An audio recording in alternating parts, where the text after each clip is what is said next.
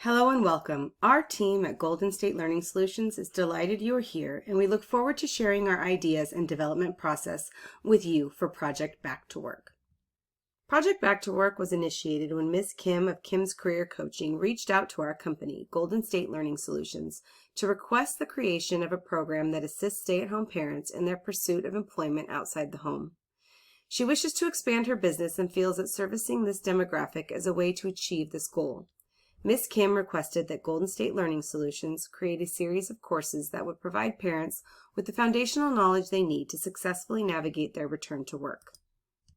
Returning to work after an extended leave of absence is not easy to navigate. These difficulties are compounded when an individual is balancing the responsibilities of being a full-time parent. According to the 2019 Flex Jobs survey of more than 900 stay-at-home parents in the United States, 88% of these parents were somewhat or very concerned about re-entering the workforce. Additionally, this population can struggle with a lack of confidence due to a loss of professional identity that is often compounded by societal biases about their role as a stay-at-home parent. While stay-at-home parents may struggle with feeling prepared to return to work, economic pressures due to higher costs of living are pushing many stay-at-home parents to seek paid employment. Our research also indicated that many parents miss the sense of fulfillment they receive from their careers. To ensure Ms. Kim was not entering a saturated market, our company looked at programs that support parents who are seeking employment. Additionally, we did a regionally specific analysis of career coaching services. We discovered that while there are some national programs that support this population, there are few career coaches in the Southern California area that specialize in this topic. Furthermore, most coaches do not offer the combination of classes with their coaching services. From our analysis, we have determined that Ms. Kim would be filling a need in the market and that serving this demographic has the potential to expand her clientele. Stay-at-home parents face unique challenges when looking for employment. We have categorized these into 3 areas. First, there are career-related challenges. Second, family-related issues. And finally, personal matters.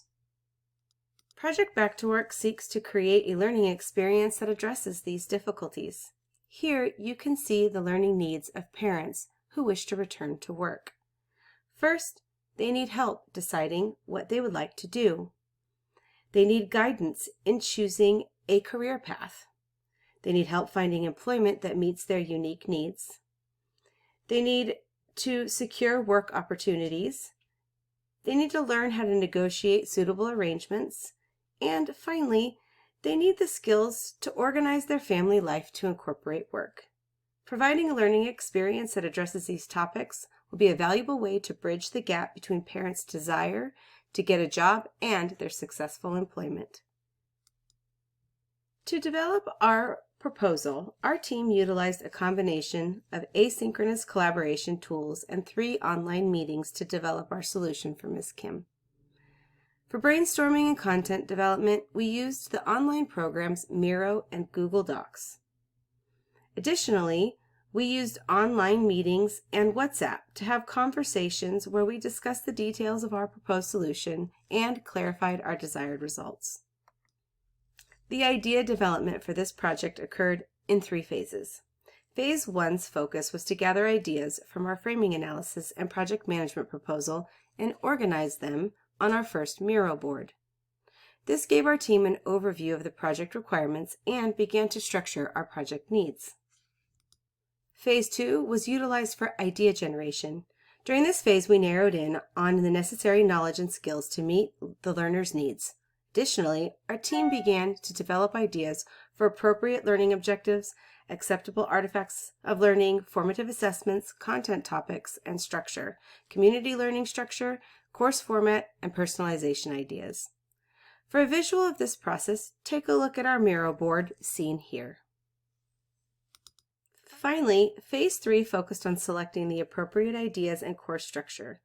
Additionally, to provide clarity to our client, our team created detailed examples of course content ideas for Module 1 of Course 1. More on this will be covered later in the presentation. This method of project brainstorming allowed us to do the following. First, we were able to bridge scheduling differences to enable the forward momentum of the project. Next, we were able to collaborate and hone in on the most effective solutions to our learning challenge. Additionally, we were able to maintain project alignment throughout the process. And finally, we were able to clarify areas of confusion quickly and effectively to enable project progression.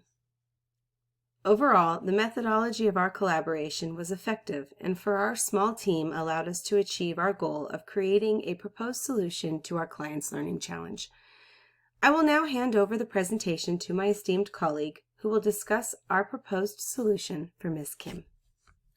Following our briefing with the client, our framing analysis and brainstorming sessions, we prepared the ideas we'll share with you in the next few slides. As we have already outlined in the project management plan, we propose a program that consists of 3 courses, which aim to help stay-at-home parents find employment and balance work and family life. The first course will help participants plan the relaunch of their work life. The second will help them execute their plans and find the type of work they want. The third course will be dedicated to helping working parents find a healthy balance between their professional and personal lives. We have agreed with Ms. Kim that we will initially develop only the first course. It will serve as a pilot project to test if such a learning solution will indeed lead to an increase in Ms. Kim's coaching clients, which is her main reason for wanting this course. Since the first course needs to prepare learners for successful job search, its learning goal is to help participants clarify their professional goals and build the necessary tools and skills they need to find and attain the type of employment they want. Since this is a very practical course, we focused on the learning outcomes that match the needs of future participants. We identified 5 key learning outcomes for the first course. As a result of taking this course, the learners will identify the type of work they want and the qualifications this work requires, develop a job search plan and a learning plan, prepare a compelling resume and a cover letter, create a LinkedIn profile and learn to use LinkedIn in their job search, and prepare for a successful job interview. So we've established the learning goal and the learning outcomes for the first course. Before proceeding further, we took a step back and revisited the requirements identified earlier so we could bear them in mind when designing the learning solution. In the framing analysis, we identified that the learners wanted an online, on-demand, and flexible solution that provides personalized support such as mentoring or coaching. Ms. Kim wants a course that requires only several hours of her time per week and that can work well on an inexpensive learning platform with minimal technical support and maintenance. Also, before proceeding further with the learning solution design, we thought about the instructional design theories and models that will be relevant to this project.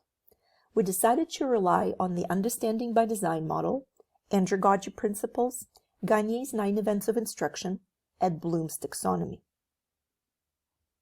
Starting with the Understanding by Design model, also known as backward design, we planned the results we wanted learners to achieve in this course.